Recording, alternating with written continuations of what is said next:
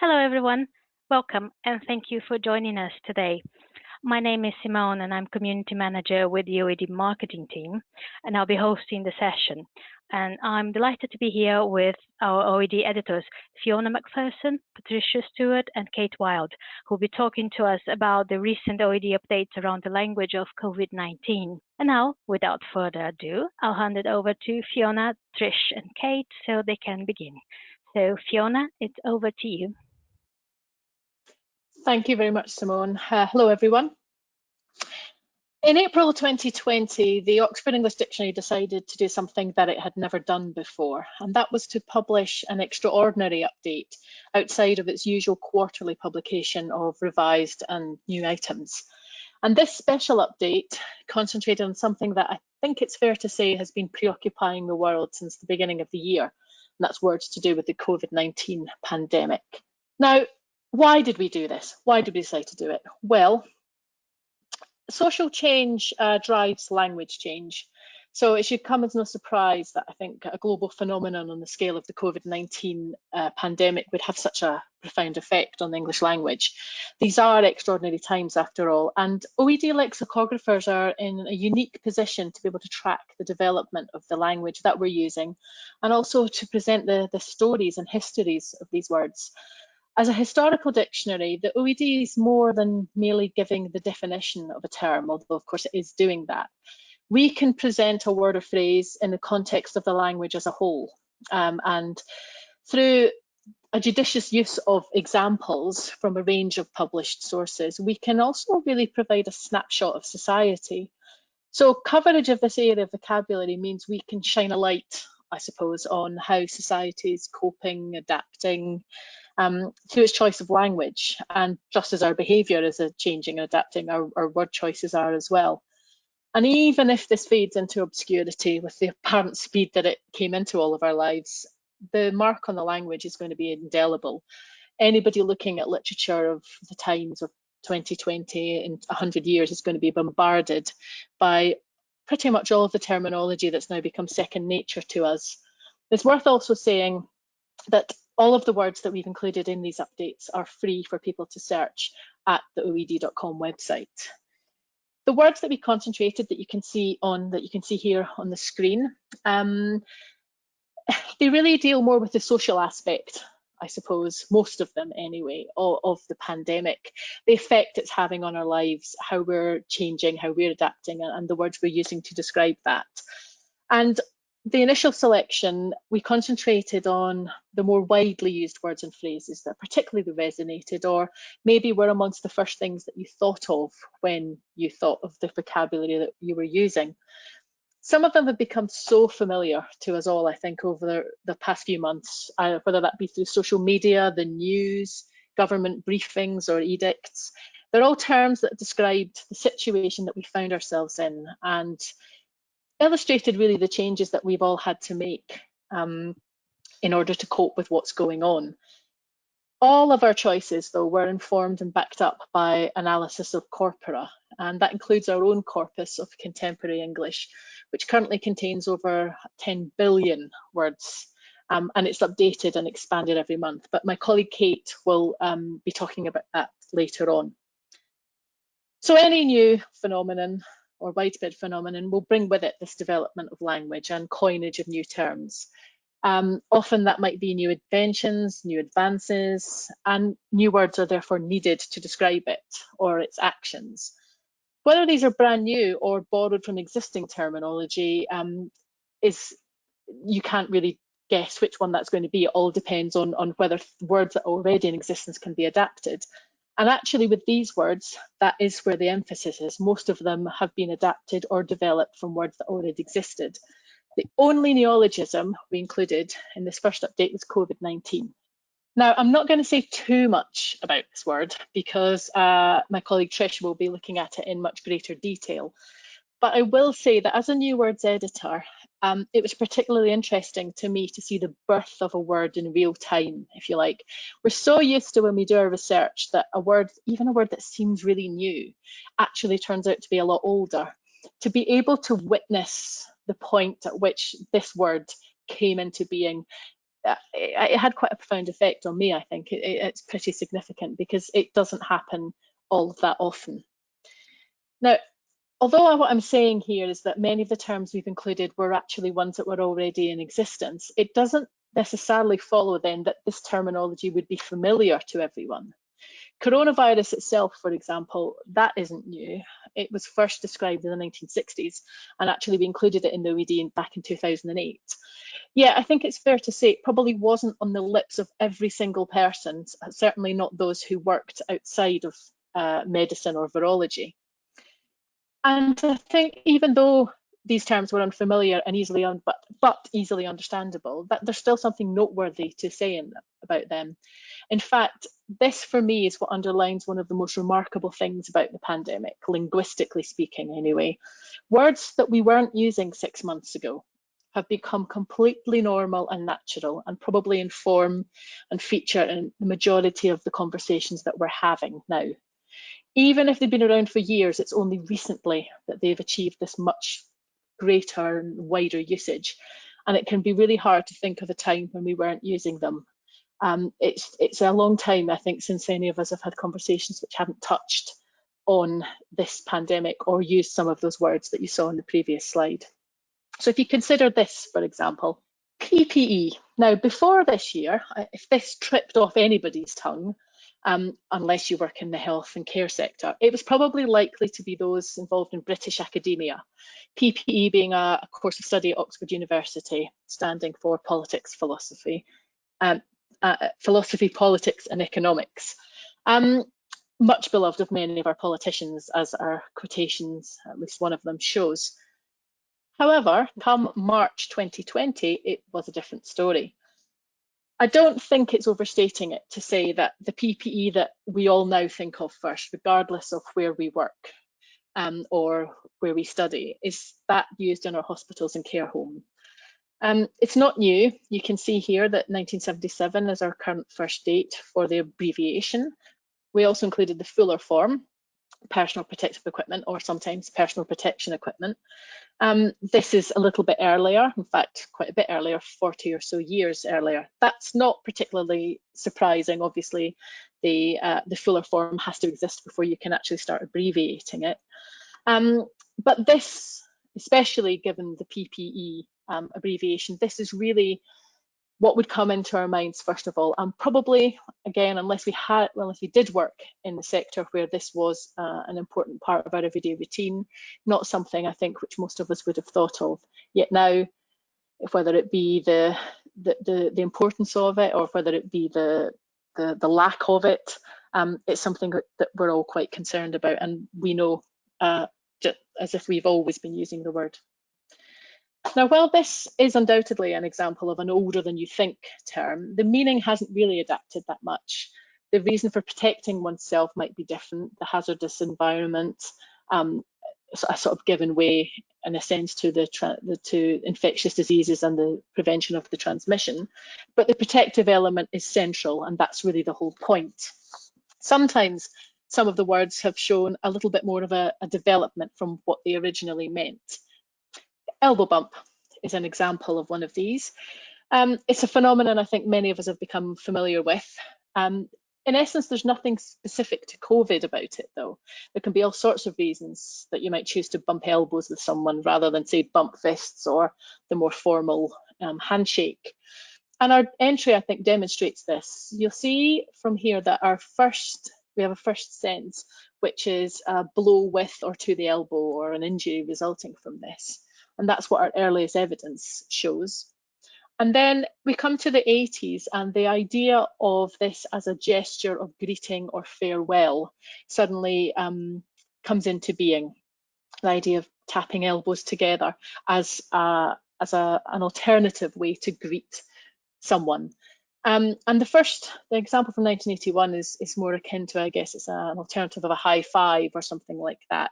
So it's done as a way of congratulating someone, if you like. And then the idea of this being employed in order to prevent the spread of germs comes in. Actually, interestingly enough, the 2006 quotation is about the avian flu. And the idea of, do this to say hello, but that way you'll kind of keep yourself safe. that started to become apparent there. And then, right bang up to date, 2020, something which we're all familiar with again, the idea of this being a particularly good thing to do when we're all at risk of COVID-19. But there's been a gradual development from something more benign in a kind of hello everyone, well done, to a way of trying to keep ourselves safe. Now, earlier this century, we were faced with another epidemic, this time in the form of SARS. And one of the words we've included actually in this update was coined at that time for a very specific reason at that time, to describe the problem of the onslaught of information, sometimes and quite often misleading information. And that's infodemic. We have a note here saying that it was coined by David J. Rothkopf to describe this explosion of information and misinformation, particularly associated with the SARS epidemic. And you can also see here that that's the first quotation. Our last quotation is about the current pandemic, but in the middle we have something a little bit more general, this time actually about the bedbug infodemic. So it's not just about a health crisis in that sense. It's about the proliferation of unsubstantiated, sometimes, information and just the sheer volume of information overload that we get. Now, interestingly, it's the events of the last 6 months or so that have really brought this to the fore. It may have been coined about a different health crisis, but it didn't really take hold at that point. Whether that's because the SARS epidemic remained an epidemic, not a global pandemic, whether it's because in 2005 social media was very much in its infancy. Neither Facebook nor Twitter had been invented, and so the infodemic that would have been observed would be very much through the more traditional media outlets like hard copy newspapers, television and radio. I don't know. But and while this may be somewhat out of the scope of this webinar, we're often asked if the advent of social media in particular means that more new words are being coined. Leaving aside those words which are coined because of social media, because it has to describe the social media platforms or the ways that we interact with them, leaving that aside, I don't think we really can definitely say with any confidence that more words are being coined. It's obviously much easier for them to disseminate, and which they can do so much more quickly. So we're more aware of them. Whether there are more of them or not, I think might be a little bit of a stretch. But definitely you could say there's an infodemic sometimes of new words, or it may actually seem that way. But of course, many of the terms that we do use, many of the new words, become ingrained in our minds because of more traditional methods, because we read them, or we see them, or we hear them. Now, with every OED entry, editors are always aiming to select quotations which are informative, that will resonate with the reader, and also complement the definition. And a well-chosen quotation should help to anchor the reader in what they're reading, to orient them with the sense, which may, of course, be quite unfamiliar. We're used to sifting through a lot of information as editors, but the sheer volume that's available to us has actually been quite a challenge, because hand in hand in describing the phenomena and the different words that come hand in hand with this pandemic, comes a need for a balancing act, because we have to make sure that the last 6 months of evidence doesn't overwhelm or dominate the story of a word which could actually be decades or centuries old. Many of these terms, as I've said before, have been around for a while, even if we weren't using them. And we must make sure that the last 6 months, however important they've been and however significant they've been, it's not the whole story. Self-isolate, I think a term that we've all become quite familiar with. This has been around for quite a long time. This is the verb entry we're looking at here, since 1925, in fact. And it was often in the past used to apply to countries who chose to detach themselves politically and economically from the rest of the world, or for people doing it for entirely different reasons than the reasons that many of us or many people we know have had to do this now. Yes, self-isolated, here we have the adjective.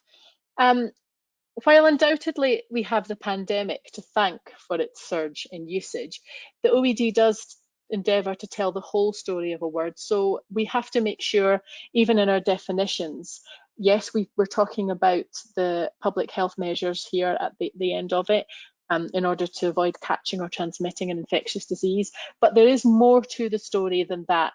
And we have to make sure then that we are giving that whole story and not just concentrating on the here and now. Similarly with this next word that I'm going to show you, shelter in place. This is the noun. This began life as an official protocol for very specific emergency scenarios. And I think it was intended to be an instruction that would be lifted once the imminent threat was dealt with. It wasn't intended to be something which carried on for too long.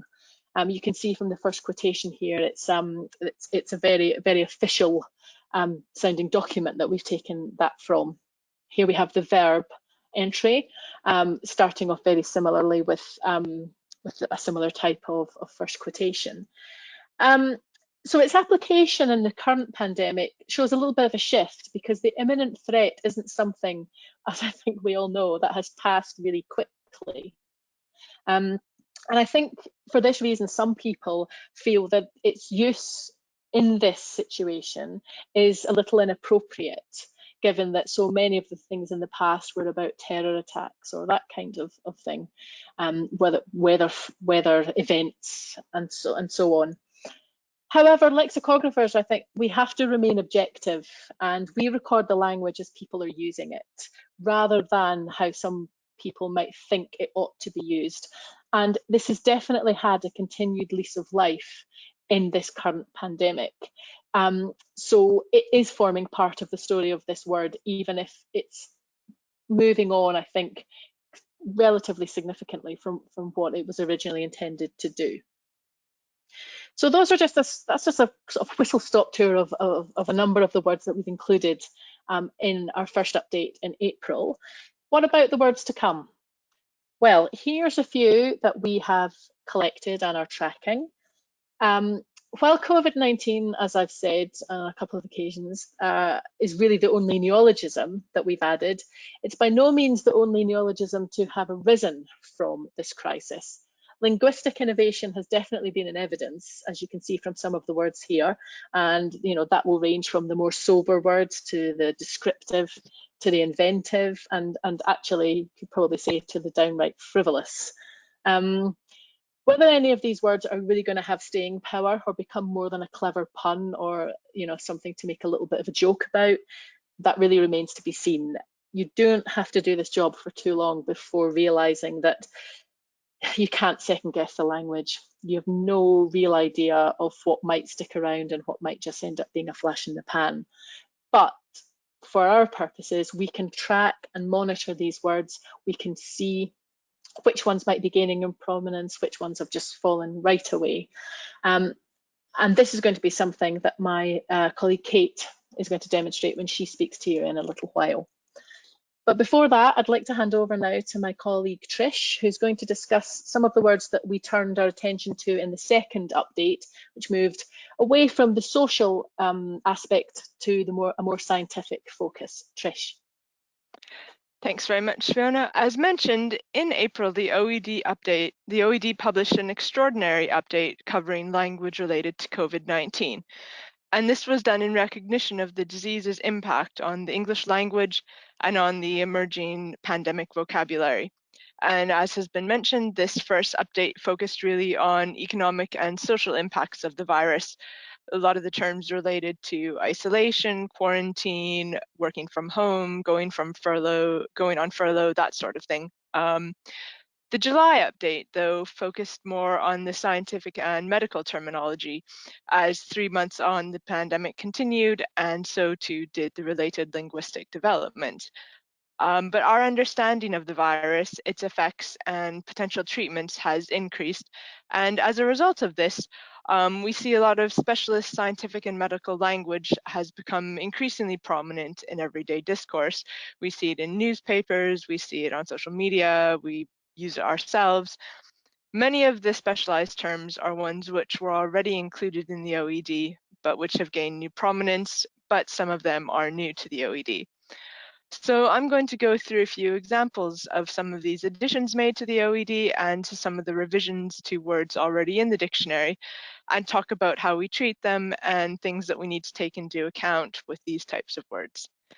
So as Fiona mentioned, COVID-19 and the related terms are the only neologisms, and as you can see from the etymology section of this entry, COVID is an abbreviation of the phrase coronavirus disease 2019. This name has come to be applied both to the disease and to the virus causing it, and this isn't particularly uncommon when it comes to viruses and diseases. You'll notice at the top there's a variety of abbreviations and other forms of the names as well. Some of these are listed at the top of the entry, and my colleague Kate will speak more about the regional nature of some variations in the capitalization of COVID and COVID-19, whereas other names have their own entries. So COVID, C19, CV19, CV, and Corona are all distinct entries within the OED, although I expect that most of us simply use COVID now.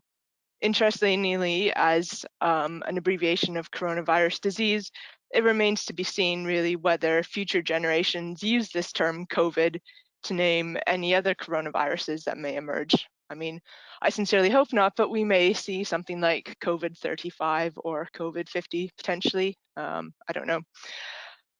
But whilst COVID-19 is the official name for the SARS-CoV-2 virus, and it's the name bestowed upon it by the WHO on the 11th of February 2020, as you can see in the first quote that we've got in the quotation paragraph in this entry, CV19 was used to refer to the virus as early as the 22nd of January 2020, and this was on Twitter, and that quote is in the CV19 entry.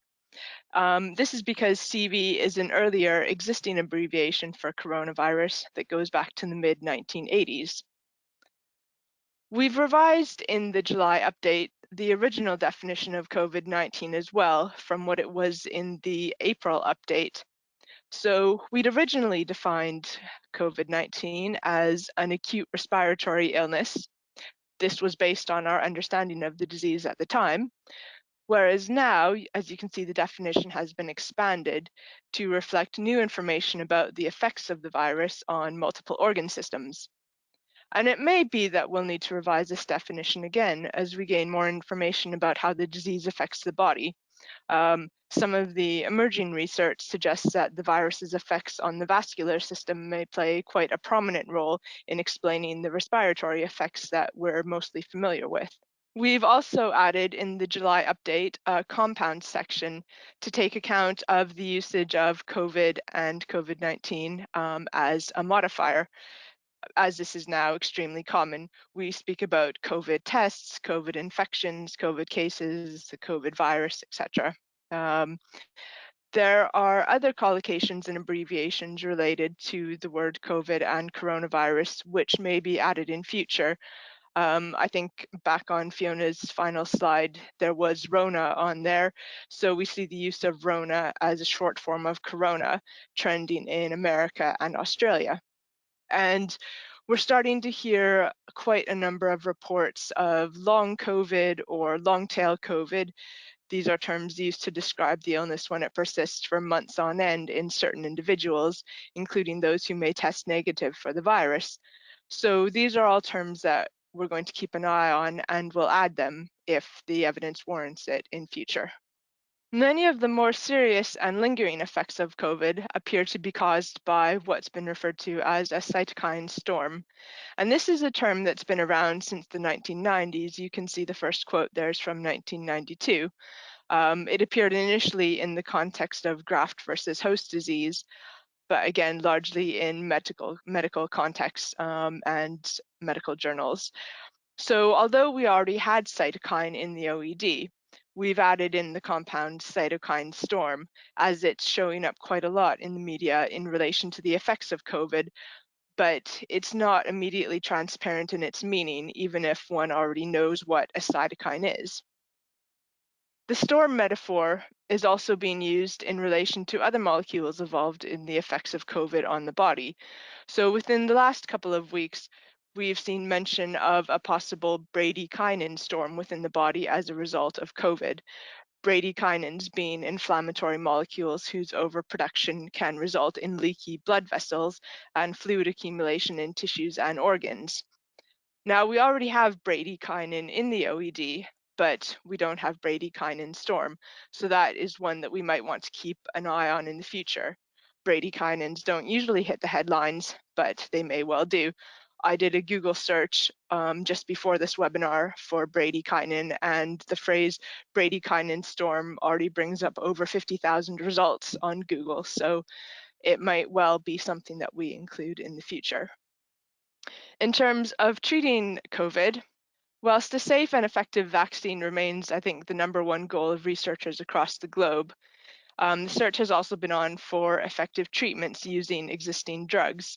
These are treatments that either mediate symptoms or provide protection against the effects of the virus. And two of these drugs that have become famous or infamous are hydroxychloroquine and dexamethasone. Now, hydroxychloroquine we've added to the OED. Now, this is a drug that was developed in the 1940s and the 1950s to treat malaria patients. So it was around before the current pandemic, and therefore our definition of it and our treatment of it, whilst the final quote might refer to the current situation, the story of the word is longer than that. And so it's not the main emphasis of our treatment of this word. Dexamethasone is a word that we already had in the OED, and we've updated it for this July update. And this is a cheap and widely available corticosteroid that's used to treat autoimmune and inflammatory conditions. And again, this goes back to the mid-20th century. And so again, our treatment of this word is wider than focusing merely on the current pandemic. However, these two drugs are currently the front runners in terms of media attention, and so we've decided to add them or update them for the July update. We've also added community transmission and community spread. This refers to the transmission of a disease between members of a community through casual contact, and this makes it difficult to establish sources of infection for individual cases, and therefore it makes it more difficult to contain outbreaks of a disease. Now, this type of transmission has been labeled and recognized as such since at least the mid-20th century, but it has gained new prominence in the current pandemic. We read about efforts to determine whether community transmission is occurring in communities. We read about efforts to track and trace those who have been in contact with infected people.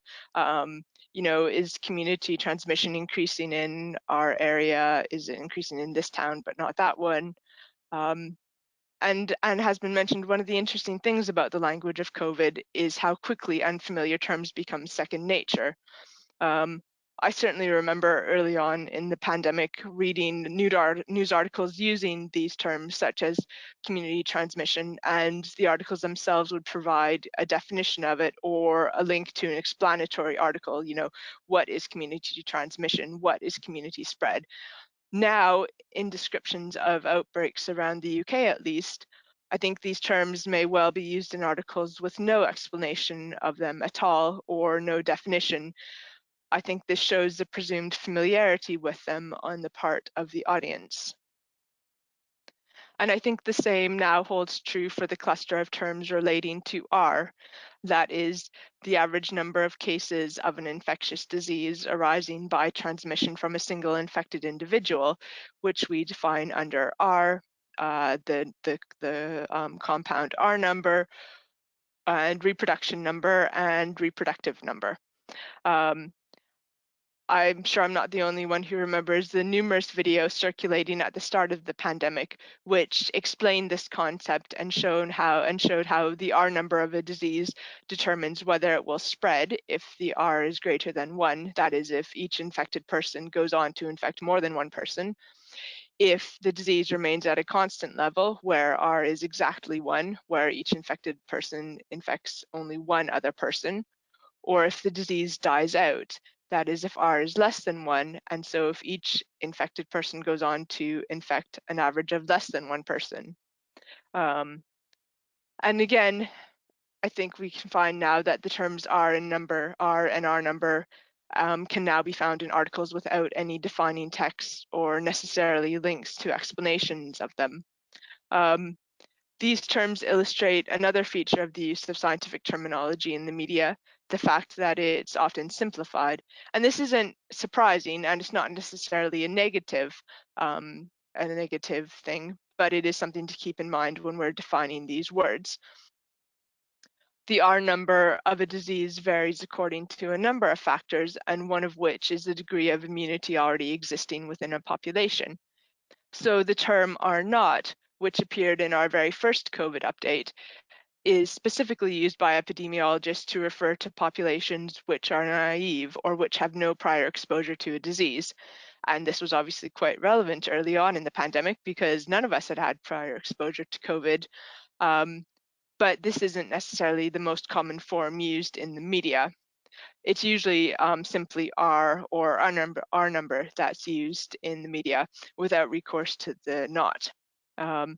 This is now not particularly crucial since our level of exposure within populations is not 0 anymore. I mean, I think efforts are undergoing to determine exactly what our level of exposure is, but much of the world seems to have had some level of exposure to COVID by now.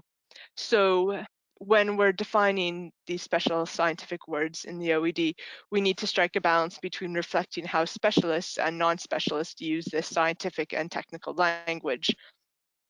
Often our earliest examples of these terms come from journals or scientific texts or medical texts, whilst later examples are often found in newspapers and on social media. And this reflects our commitment to recording how words are used and by whom. And this wider usage by the media is also a good indication as to whether a scientific term should be considered for the OED. We're not a technical scientific dictionary, but scientific language isn't just for scientists, so we'll continue to monitor lexicographic developments in this area. And I'll turn over to my colleague Kate now, who will speak about corpora. Thanks, Trish. So I'm now going to talk about how we used corpora to inform the COVID updates. And I know that some of you in the audience know a great deal about corpus lexicography, but for others this might be a less familiar topic. So I'm just going to begin by giving a brief summary of some of the ways that corpora are used in dictionary making, and then I'll give some examples relating to COVID. So a corpus is, to quote our dictionary, our definition in the Oxford Dictionary of English, a collection of written or spoken material in machine-readable form assembled for the purpose of studying linguistic structures, frequencies, etc. And in the OED, we use various historical and modern corpora, but the one that's relevant to this talk is our monitor corpus, which currently contains over 10 billion words of web-based news content, and more data is added every month, which means that we can use it to monitor changes in the language. And there are all sorts of ways that lexicographers use corpora. I've given a few examples here of the kinds of questions that we might ask regarding individual words that we're working on. So we might want to know what are the most typical collocates of our word, for example. That is, what other words are used with or near it? Or how is our word usually spelled? What regional varieties is it used in? And corpora can also provide answers to broader questions, which help us identify which words we might want to add or revise. So we might want to find out, for example, which words are used especially frequently in a given region or a given subject area or period of time. And these are the types of questions that we regularly use corpora for. So in some ways, there was nothing new about the COVID project in that respect. But what was new was the fact of responding to a situation in which language has just been changing so rapidly. We've been identifying neologisms, but also, as Fiona and Trish have been saying, we've been looking at words that are not necessarily new, but have surged in frequency or have shifted from being very scientific or technical to suddenly being on everyone's lips.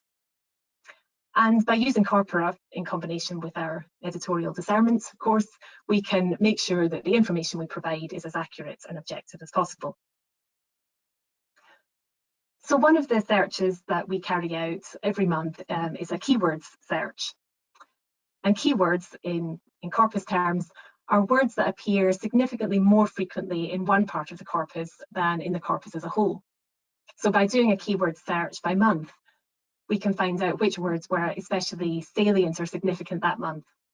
And that helps highlight words that we might want to draft or review or track.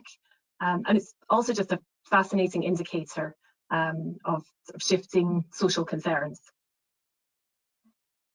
So this table shows just the top 10 keywords in our monitor corpus from January to July this year. And of course, we look at much longer lists, but just put the top 10 here. And it just captures how much COVID has dominated the linguistic landscape. So in January, there were some coronavirus-related keywords like coronavirus itself, SARS, virus, but also keywords relating to other major world events at the time, like the Australian bushfires and Trump's impeachment. In February, COVID-19 was coined, and it topped the keywords list. And then since March, in most months, all the top keywords are related in some way to the pandemic. The obvious exception was in June, when the major topic in the news was the protests following the killing of George Floyd at the end of May, and many of the corpus keywords reflect that: brutality, racism, and so on. That's outside the scope of this talk, but it's of course another area of the language that we're monitoring. And if we look at the COVID-related keywords, you can see how they reflect the different stages of the pandemic. In January and February, they mainly relate to naming and describing the virus. In March and April, the focus was on social and economic measures like self-isolation, social distancing, lockdown, furlough, and also the concerns about medical supplies like PPE and ventilators. Since May, reopening of shops and businesses has been a major concern, and that's got reopen at the top of the May keywords list. And there's also contrast and comparison with life pre-pandemic, often in discussions about when economic activity and so on will return to pre-pandemic levels. And in the last few months, face masks have become a significant part of our discourse, and covering and mask both appear high on the keywords lists. So we can then drill down further into the data for any of these words. So for example, this is data for covering as a noun. And on the left there, you've got the most frequent collocates that immediately precede covering as a noun in the corpus from February to July this year. Words that come directly before it. And right at the top, we've got face covering, which accounts for the majority of uses of covering as a noun in this period in the corpus. Facial covering is also used, but less frequently. And there are also examples of covering on its own, used in the specific sense of a face mask. And this is shown in, so this is examples on the bottom right, cases where covering isn't modified by face or facial or similar, but it's immediately preceded by wear. So in some of the examples like shop staff do not have to wear coverings, or students are too young to wear coverings, and those are all referring to face masks. But at the moment, these are relatively infrequent compared to the fuller form face covering. So we drafted a new lemma, face covering, in the OED, which actually goes right back to the 18th century in various general senses, although it wasn't until this year that it really surged in frequency. And for covering on its own as a noun, of course, there is an existing entry in the OED for the general sense of a cover, something that covers something else. But we might want to consider adding the specific sense of a face mask, as in the uses we've just looked at, things like, people must wear coverings in shops and so on. And we'll monitor uses like these and consider an addition in a future update. Corpus data can also be really useful in confirming editors' impressions. So when the OED editors were drafting self-isolate and self-quarantine, they felt that although there are some technical differences between the two terms, they are often used interchangeably in everyday language. And this is confirmed by looking at our corpus data and looking at the most typical collocates of self-isolate and self-quarantine and the related forms.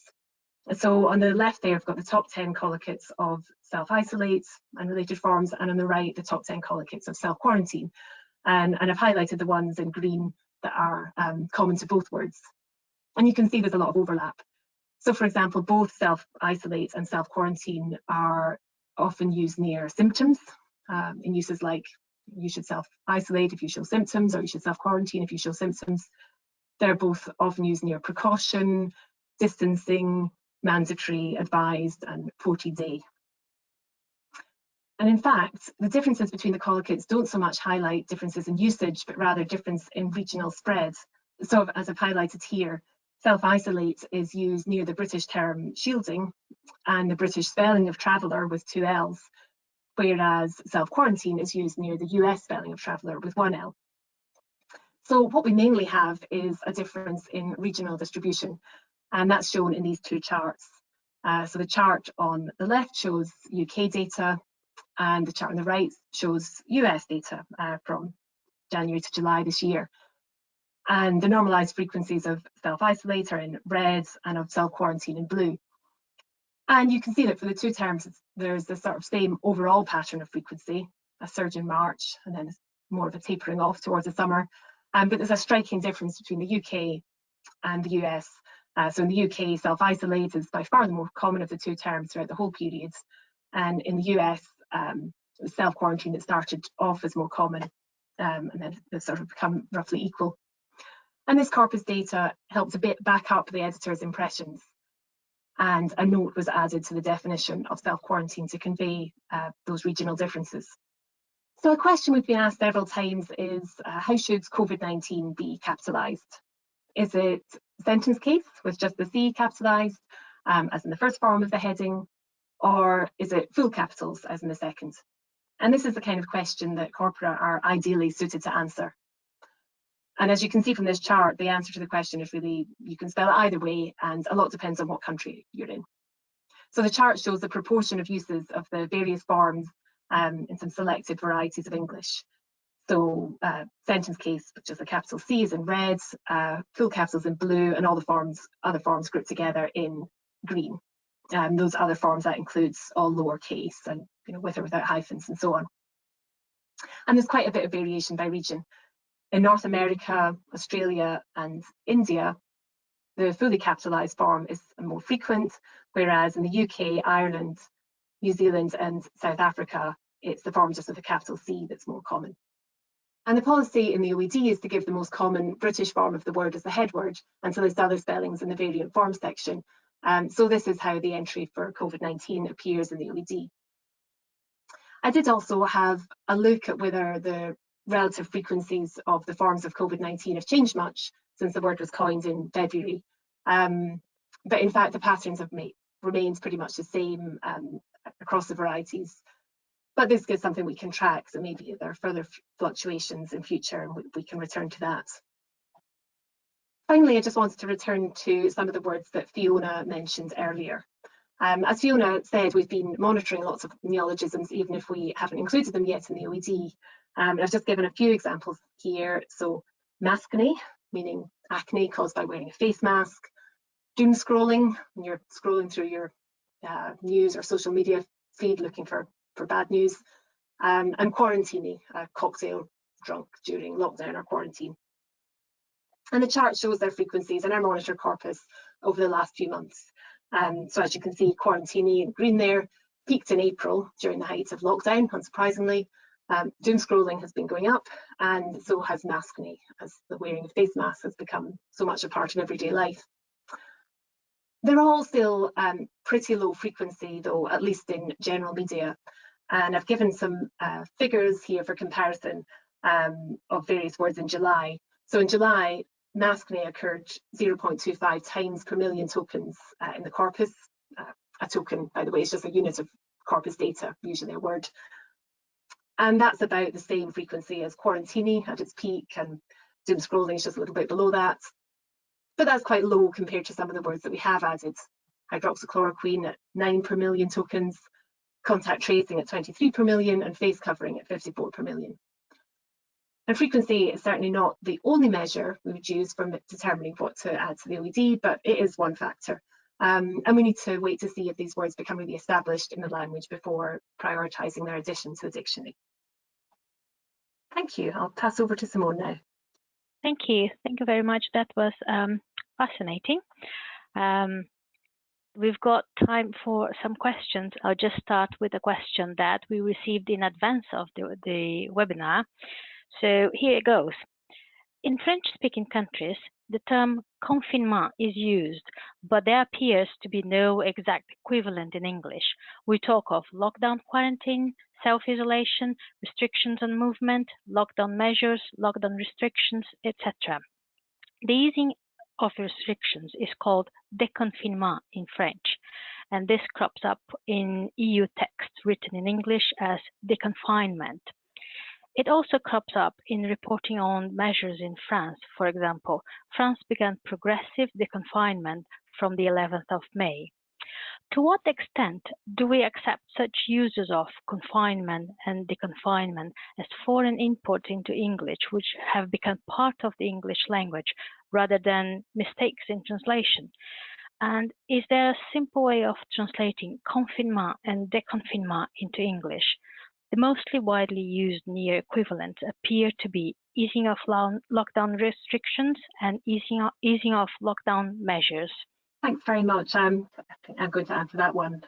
So thank you very much. Yeah, I was just going to say, yeah, that's a really good question. And thanks for sending it in advance, because it was useful to be able to have a think about it and also ask some French-speaking colleagues for their views.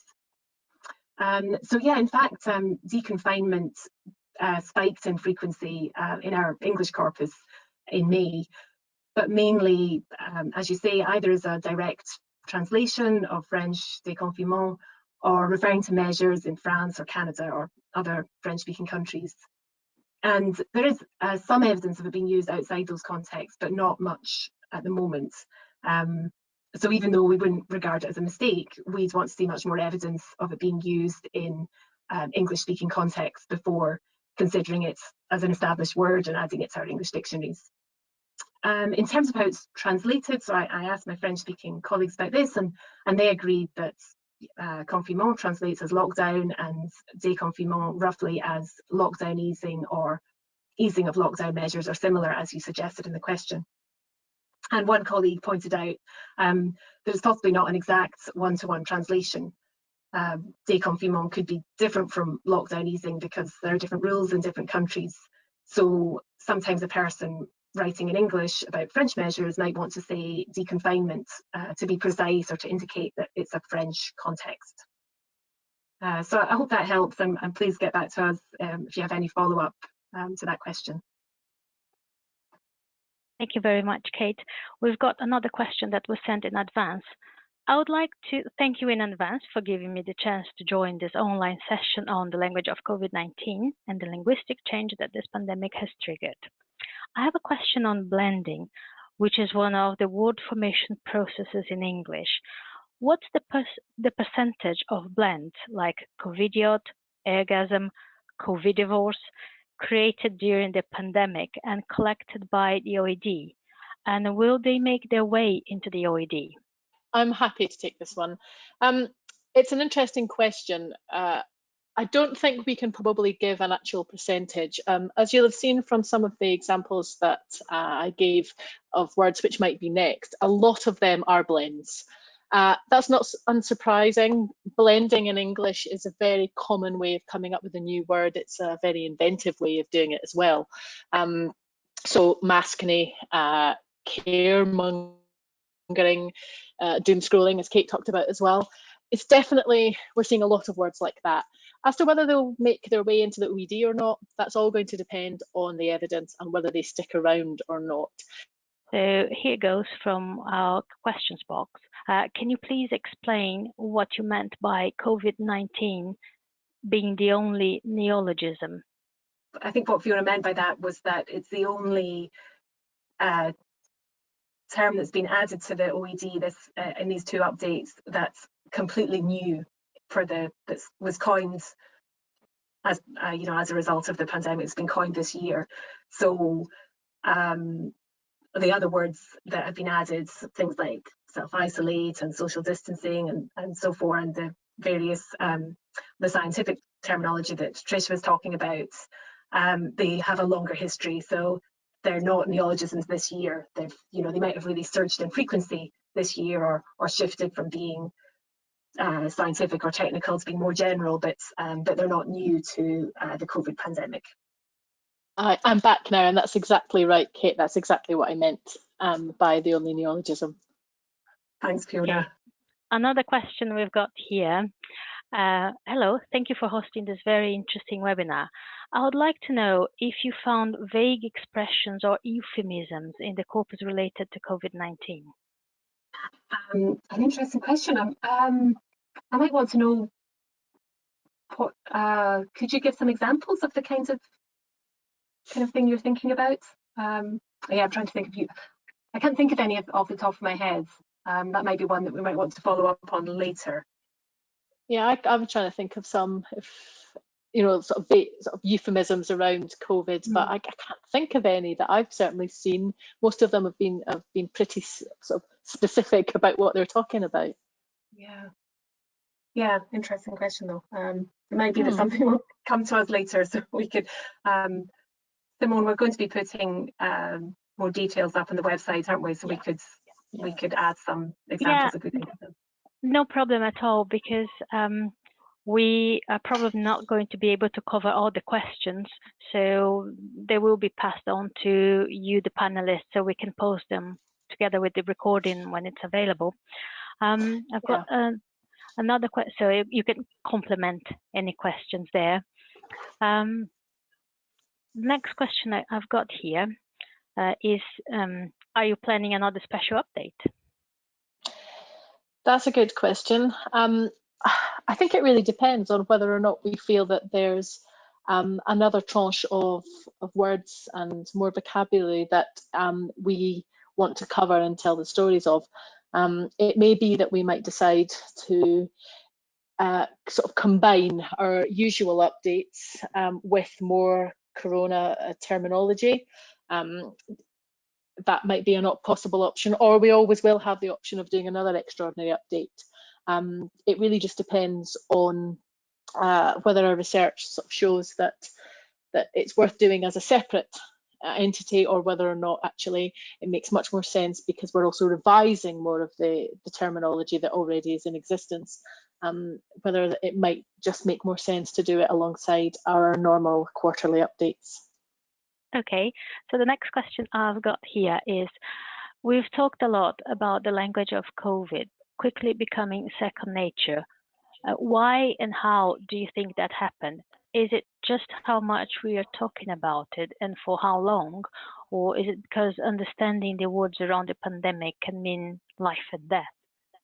I think it's probably a bit of both, I would say. I think because that's what I was going to say.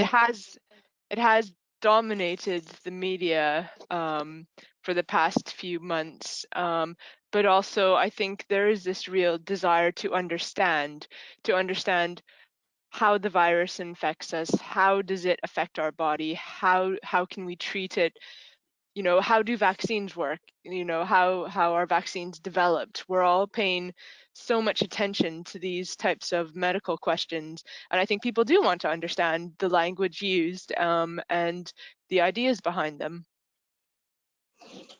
Yep, I would agree. I think given that we're all having to take such extreme measures, it's really important, I think, that people want to understand exactly why they're having to do that and what it would mean if we don't do it, etc., etc. And yeah, I think undoubtedly the fact that it has dominated the news for the last 6 months or so, and Kate's slide about the corpus keywords demonstrate that really well. That definitely has to have played a part in it too. Thank you.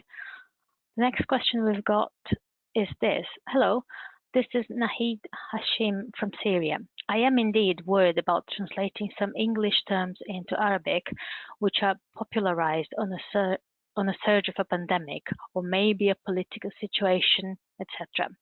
My question is, does the OED add the new entries based on the spread in media, or another way around? I mean, is there any lexical analysis before adopting new entries? For example, a phrase like post-truth, was added in 2016 in connection to the election in the USA. The case is more complicated when dealing with scientific terms. I would say that we only add words if we can find evidence for them, and evidence for them being used in both sort of in depth and breadth as well. So post-truth, I think we might have actually added that a little bit earlier, and it was our word of the year in that year. But any of the words that we add, they're always going to be because they're being used. Obviously here we did concentrate on the COVID words because that was the sort of subject of it. But in essence, they were subject to exactly the same guidelines that we would follow, or of adding any word, any new word, or any new term to the dictionary. Does anyone else want to say anything in addition to that? Yeah, I would agree, especially in terms of scientific words. We want to see them used more widely than simply in scientific journals or very, very technical literature. So we want to see them being used in other contexts as evidence to add them. Yeah, I think, as you said, Trish, we're not a sort of technical medical dictionary or technical science dictionary, so it has to have made the crossover into more general sort of discourse. Yeah. Thank you. And another question, what do you think about the use of the word muzzle by polemicists such as Peter Hitchens as a synonym for mask? Well, I suppose in terms of whether we would add that sense to the OED or not, again, we would need to follow the same rules for addition that we bring to bear on all our terms being added. We wouldn't add a word simply because it was in use by a very, very, very small group. It would need to become more generalized, I think, before we would add that in. Okay, thank you. And someone is asking if there will be a special OED dictionary just for COVID.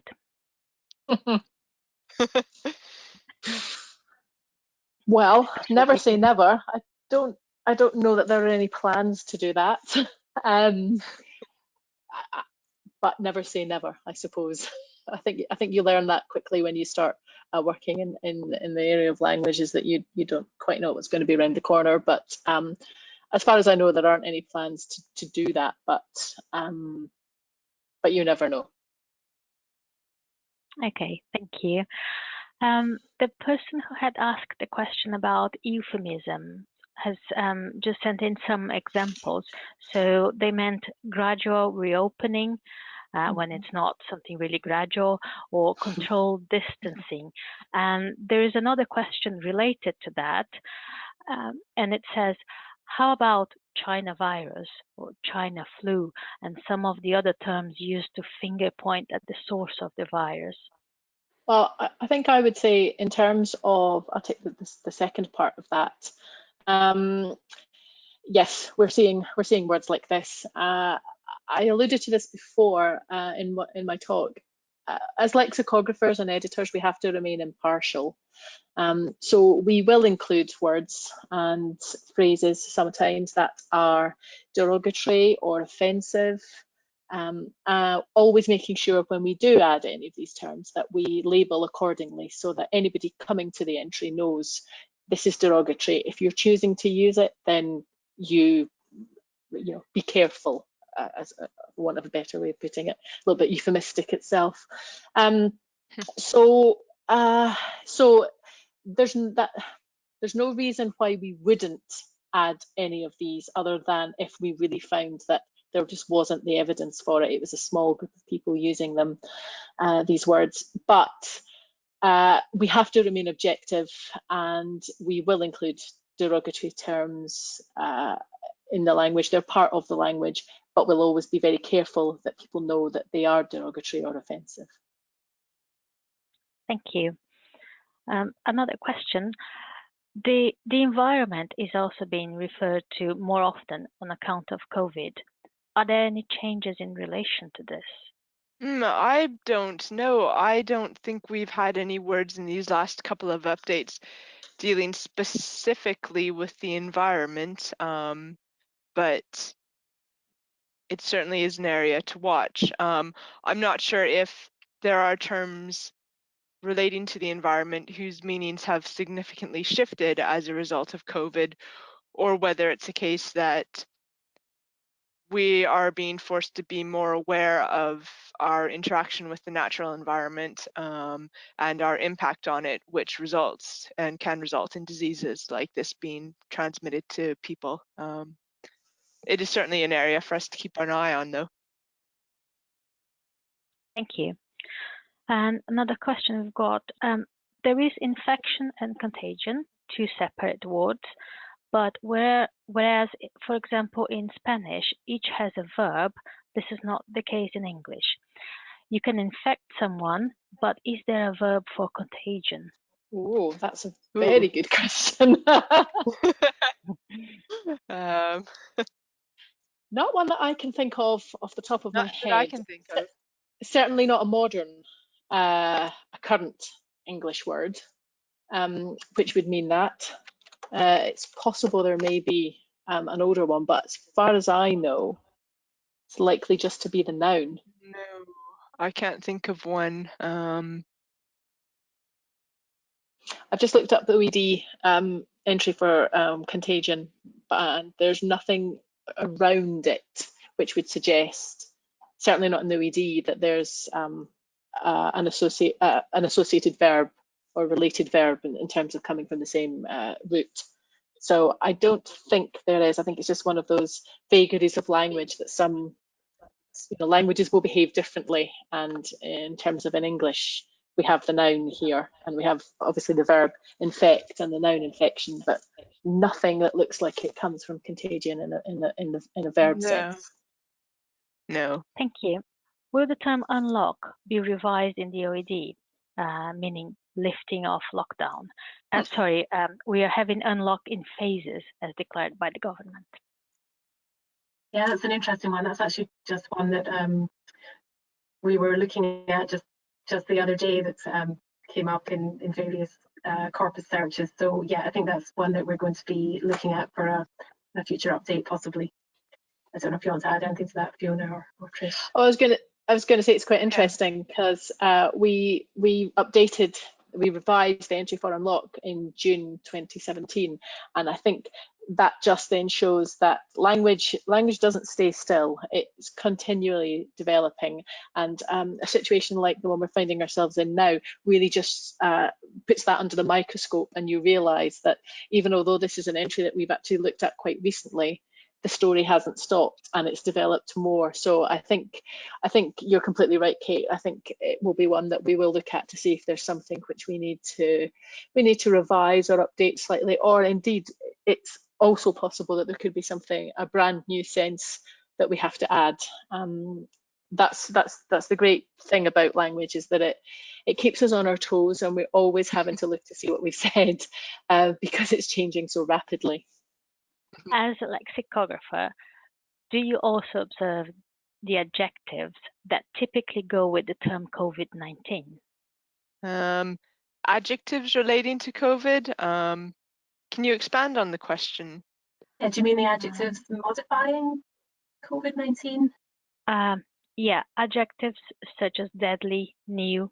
Mm-hmm. Yeah, that's exactly the kind of thing that we can look at using our corpus data. So I'm just having a quick look just now. But yeah, that's kind of information we could add to the, if we want to follow up with the person asking the question and provide a list of the most typical.